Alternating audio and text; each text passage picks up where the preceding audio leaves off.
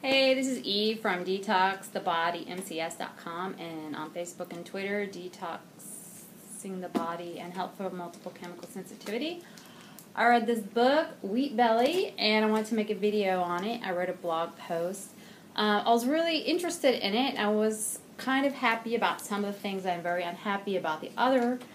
It's a book that's about giving up wheat, and it's talking about how modern wheat is not the same as wheat 1,000 years ago. It's a very strange hybrid strand with lots of crazy gluten, and it's not good for you, and it's causing a lot of immune responses in people. And this book is by a cardiologist who he said he would take his patients off of wheat and their hearts would recover and they would lose their diabetes and they would drop in weight like crazy, you know, and all the good stuff. So, of course, I read the book. And I felt like I could give up wheat. I don't eat tons of wheat already, and I make my own food. I don't eat junk food, so it wouldn't be a huge change in my diet. I would just have to learn how to make a little almond nut bread and just change a few things up. So I'm like, okay, I can do this. So I read the whole book. I thought it was very interesting, and what even had me thinking about this was that I have a great diet. I had this awful sickness, multiple chemical sensitivity / environmental illness / sick building syndrome, etc. And so I already was on a very good, pretty organic, healthy diet when I got sick. But since then, I've added superfoods. I eat only grass-fed, free roaming, not even cage-free, like free roaming. You know, I eat the best food, and so I have become a foodie, and I have a very refined palate. So I've heard that sourdough bread, homemade sourdough bread, counteracts the enzyme, or gives an enzyme which makes it easier to digest gluten, because everybody's aware that gluten-free is a big thing right now. So I was like, okay, that makes sense to me, because people have been eating bread for thousands of years. And I'm like, it can't be that bad, because people didn't used to get celiac disease and Crohn's and chemical sensitivity and leaky gut and irritable bowel. I mean, our diseases are modern. So I'm like, I don't think it's really bread. But I was noticing that even though I was buying the best organic sourdough local bakery bread from different bakeries, it still kind of tasted cardboardish to me. And that's, to me, it's like the telltale sign of a food that's not good. Like, if you give me a regular store-bought egg with a formaldehyde injected into it, that's your Safeway eggs, people, I won't even want to eat it. It just doesn't taste right. But a free-roaming egg, it just is delicious. The butter, free-roaming butter, I eat Icelandic or Irish, delicious, and it's because it has all this nutrition in it that the other stuff does not have. So I'm like, there's something wrong with the wheat. It just tastes like cardboard. It's not satisfying. It's not doing me really any good. So why am I eating it? So I find this book, which is Lose the Weight and Find Your Path Back to Health by stopping eating wheat. So I gained 7 pounds over the past year, and it hasn't really wanted to come off. You know, it just kind of came one day, and there it is. So I'm like, oh, lose the weight and help my immune system. Bonus. Okay, I can do this. And I was excited about it, and I read the book, and it did explain a lot about what, you know, the new wheat is and how it differs from old wheat. And it did say that when you eat bread, it spikes your blood sugar more than having Snickers and all kinds of stuff like that. So I'm getting more and more excited, you know, to go on this wheat-free diet. And then, after you read the whole book, like towards the end, they tell you the diet is actually a low glycemic, low carb diet. As far as I can tell, it doesn't really differ from the South Beach diet that much, except you're not eating wheat, you know. And it's also Dr. Mercola. He talks a lot about the glycemic index and not eating carbs, not eating honey, fruit. Lots of people, anti-candida diet, don't eat honey, fruit.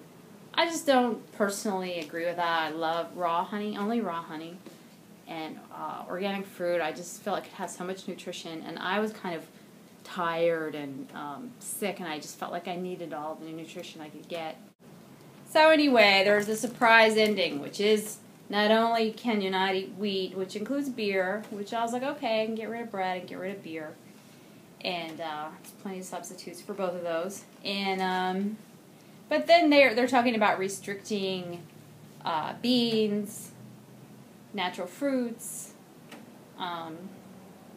rice, oats, honey, raisins, and all this other stuff, which I eat, and I'm not willing to give that stuff up. It's my diet. What am I going to eat? Because everybody knows if you eat a big Caesar salad, with 3 croutons and a little hamburger patty, of course you're going to lose tons of weight, and you will stabilize your blood sugar. When I was sick with my chemical sensitivity, I wasn't up for it. I was so busy trying to detox and trying to get nutrition and trying to get organic, and it was too much for me. Some people have a different temperament, and they're like, okay, they can do the whole package all at once, and I do think it's a good diet, low carbs, low glycemic index. Anyway, I don't expect to be losing any weight because, of course, if somebody eats a more or less regular diet and they give up wheat, they're going to have no more donuts, no more pizza, no more hamburgers.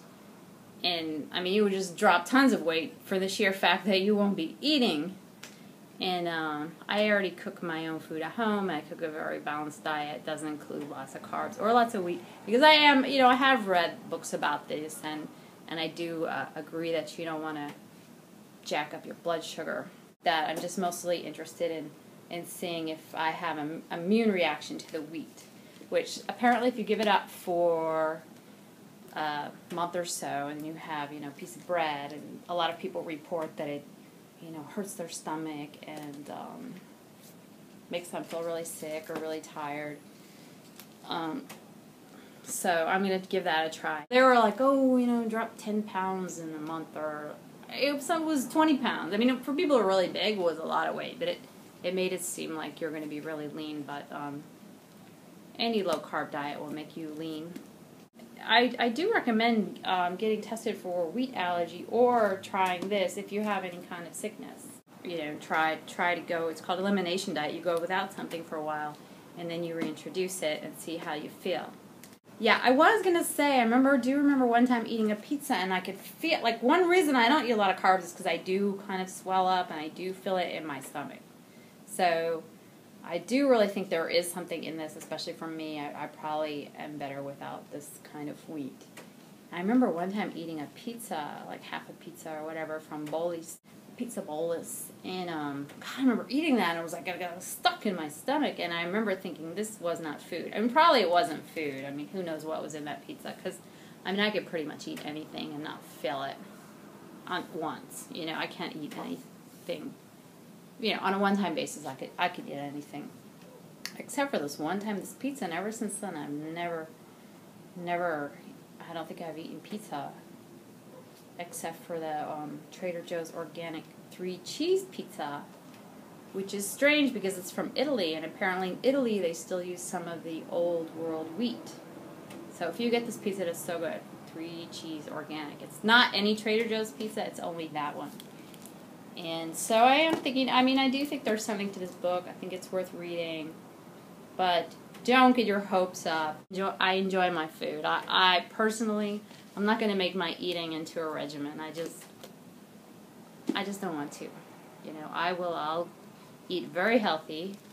Once you start eating really good food, your body does not want junk food anymore. That's why, you don't have to, force yourself, like, oh my God, I can't have an Oreo, I actually wrote that I had some Oreos and some Jameson to celebrate me giving up wheat on their Wheat Belly Facebook page, and people were so mean to me. They were like, oh, they were nasty. I had to delete my comment, People get angry, probably because they wanted some Oreos, I don't think it's good for everyone. For certain people, of course, it is, especially if you're very sick. Like, if I have cancer, I'm going on the juice fast, or the Budwig, or all of them, or, whatever my body requires at the time. Of course, it's worth it.